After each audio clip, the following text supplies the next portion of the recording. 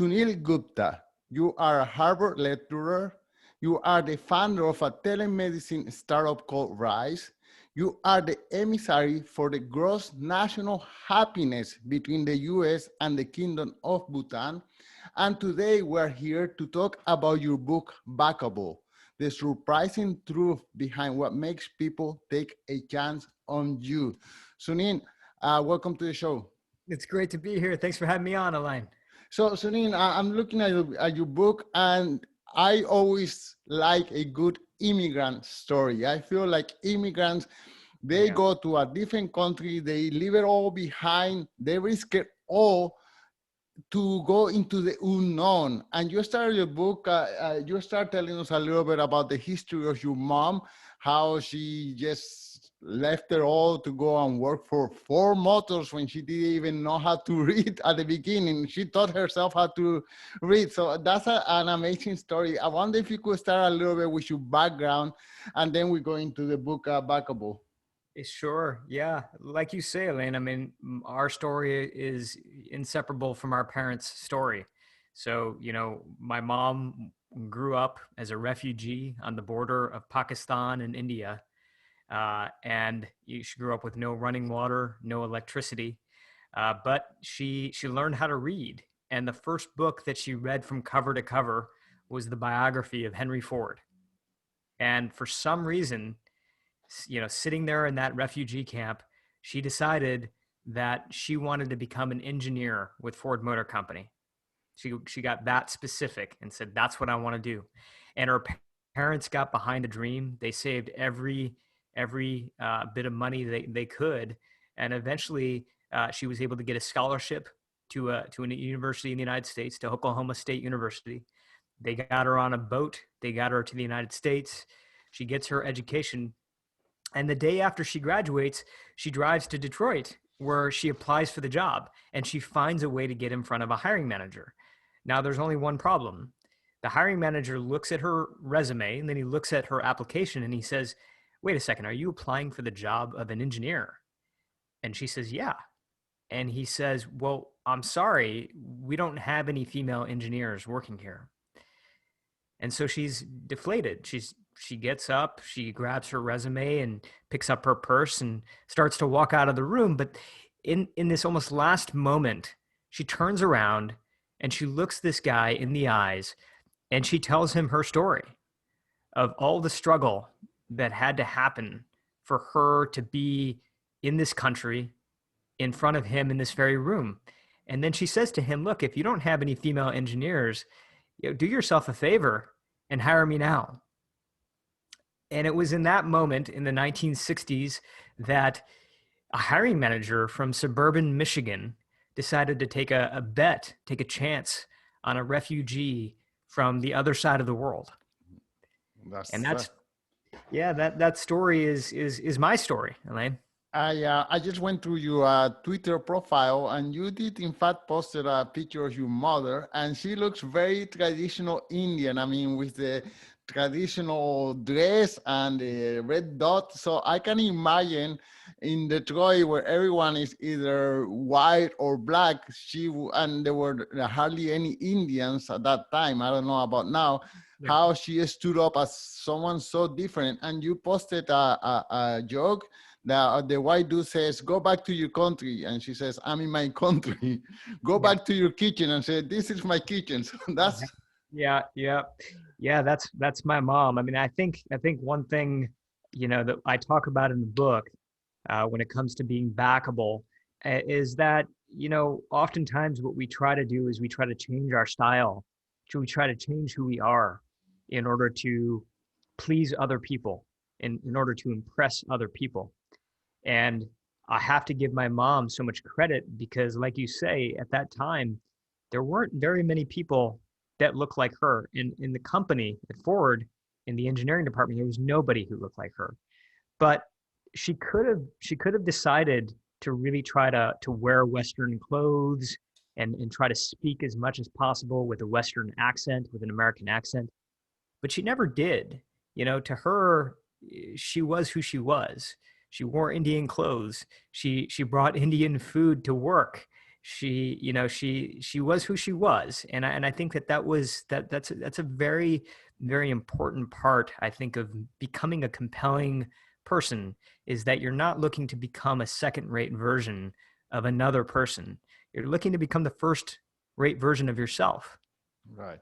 Well, there's the other story that although there is some discrimination in the United States, there's also some people who are willing to give a chance to immigrants, and your mother got a chance. And if there weren't that many generous people, there probably wouldn't be so many immigrants going to the United States. So yeah, it's a two-door street. There is that gentle, kind people who wants to give the immigrant a chance. Yes.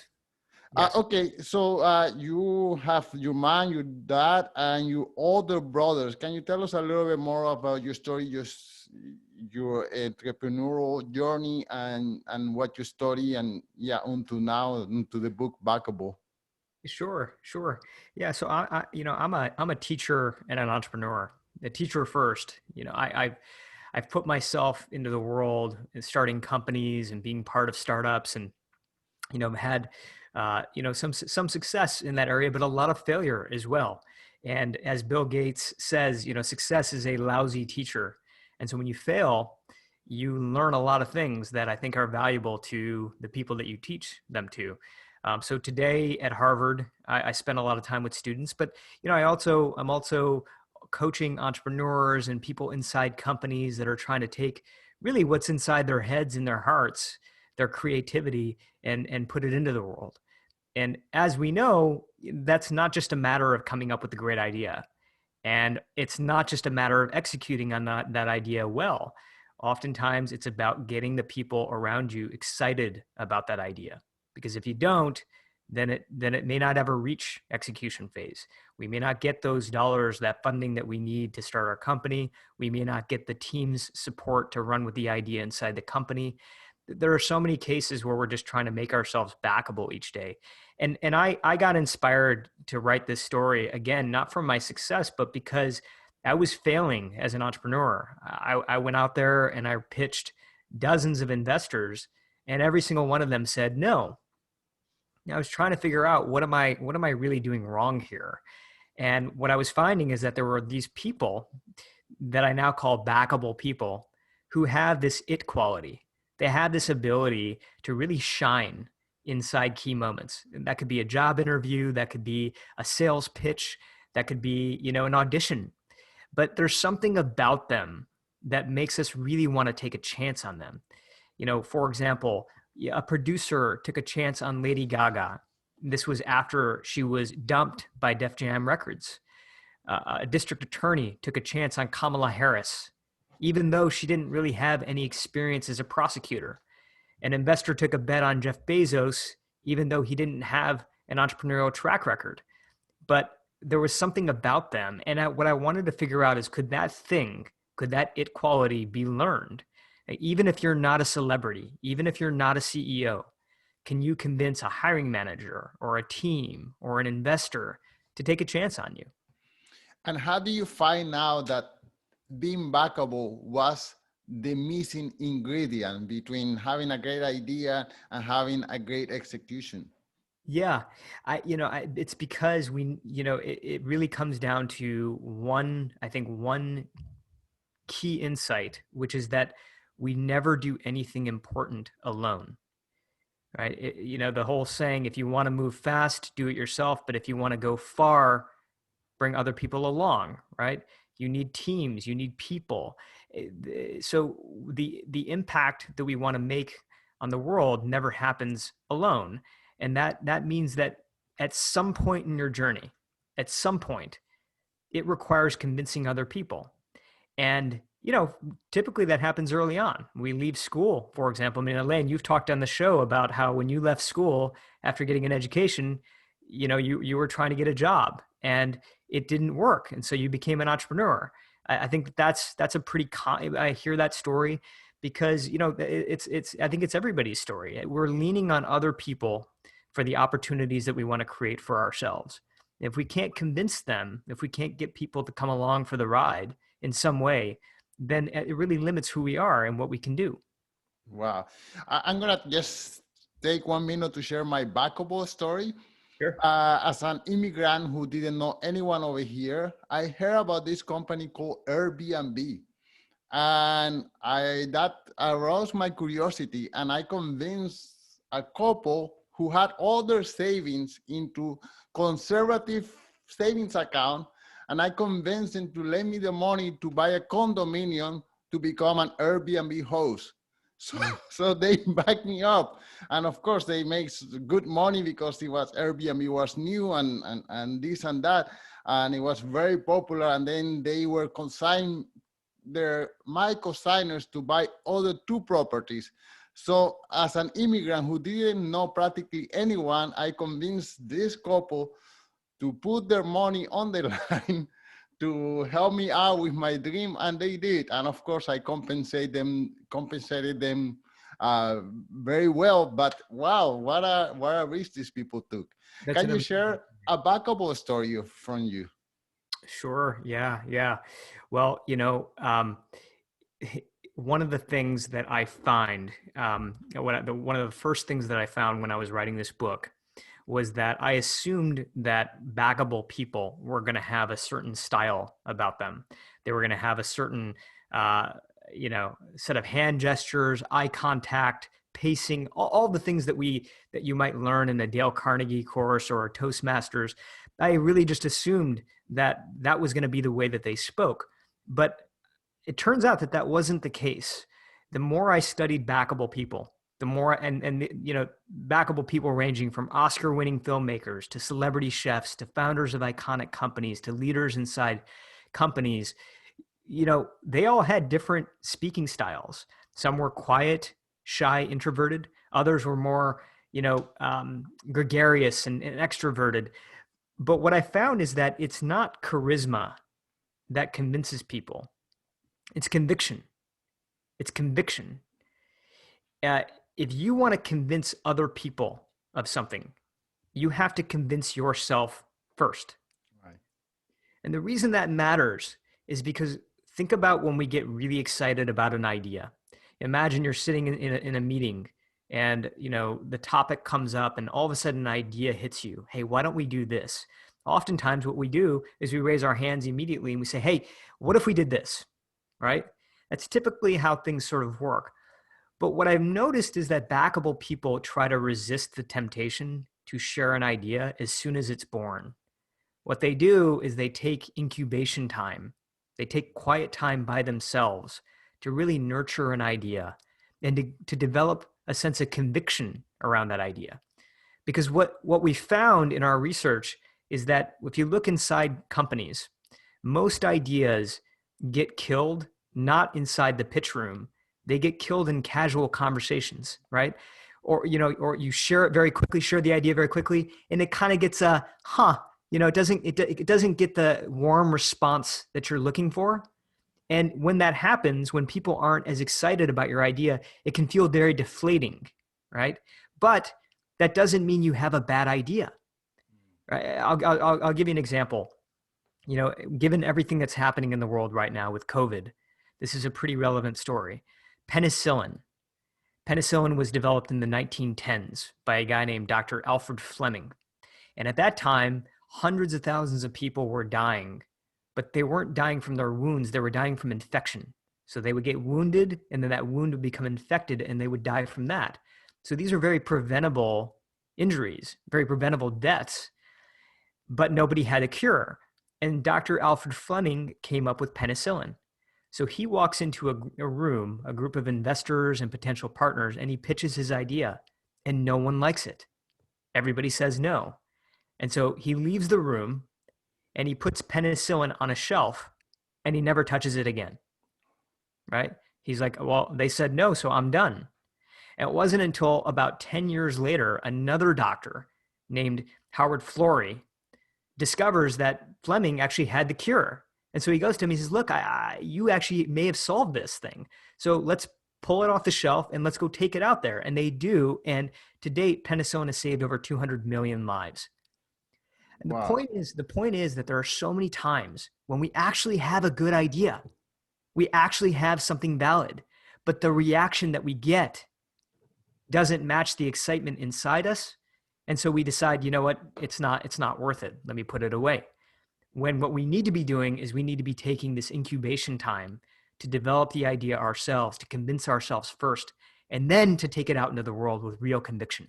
Wow. I have found it in my life that a good idea never goes away. You put it in the shelf and then continues knocking back into your head, and you say, no, the time is not right. No one believes in my idea, but the idea continues saying, let's do something with this. And eventually some people take action, some people don't. So it's very okay, so can you share us another steps of how we can become more backable?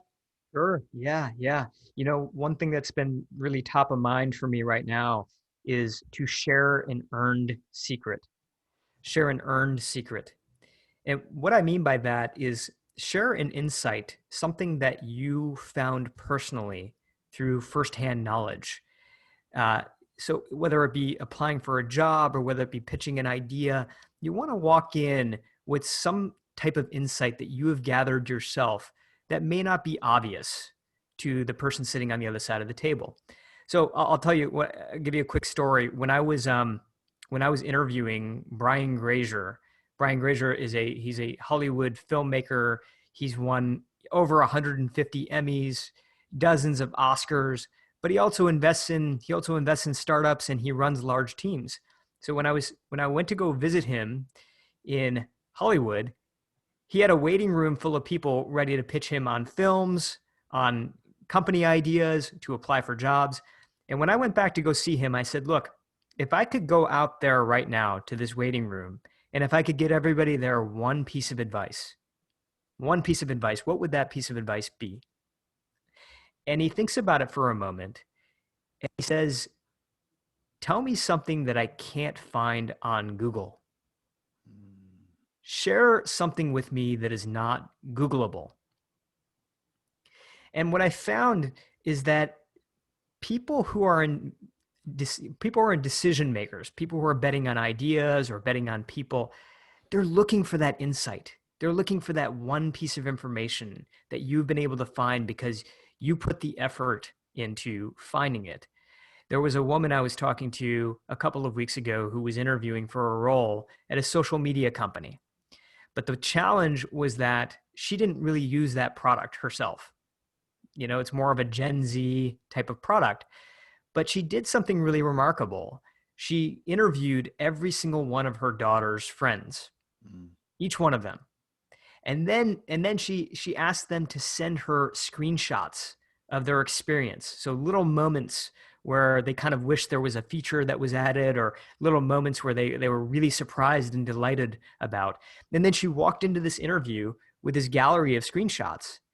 And the person who was interviewing her was so impressed that he actually brought in one of the UX designers on his team. This was all over Zoom. So he ended up plugging this UX designer into the conversation so this designer could see these screenshots as well. So this person who had never used the product before had gone so deep into the experience that she was now giving them insights that they didn't know. Wow. Right. And so it doesn't take much, Elaine. I mean, we're really talking about talking to customers, attend shareholder meetings, test drive the product yourself. Do more than just go on Google and do a search. Find some insight that isn't obvious and then bring that into the meeting with you. Wow.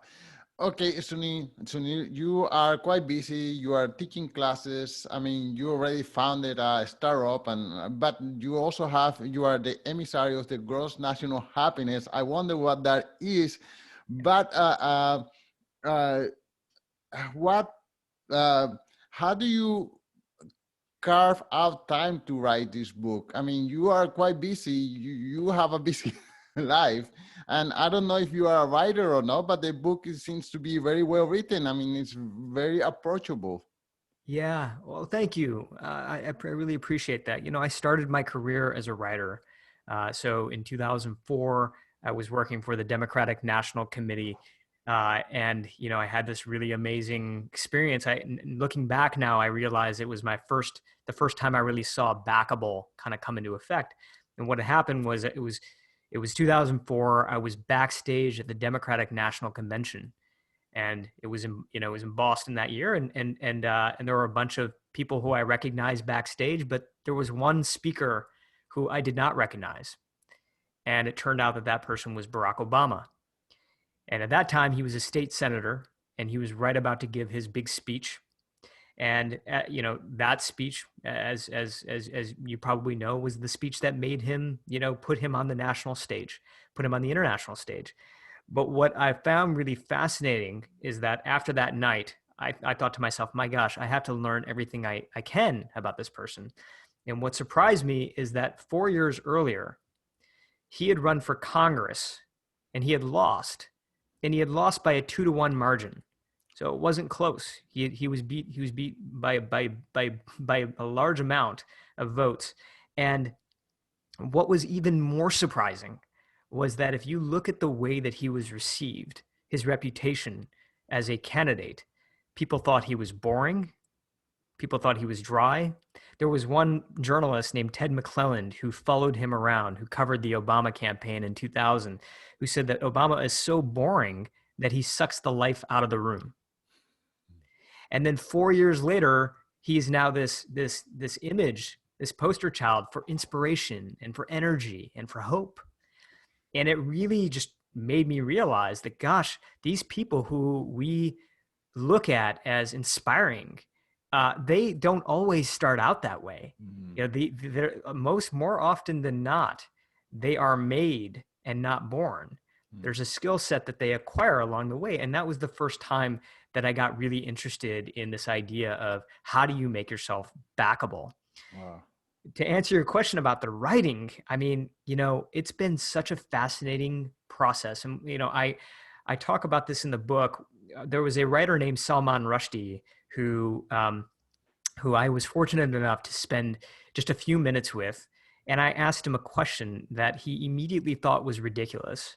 And the question was, how do you get inspired as a writer? How do you get inspired to write? And he looked at me and he said, you know, I don't get inspired to write. I just write. I sit down at my desk every morning, just like anybody else, and I write.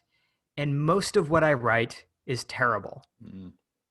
But because I do it every single day, day in and day out, buried within that pile of garbage are these little pearls, are these little things that work.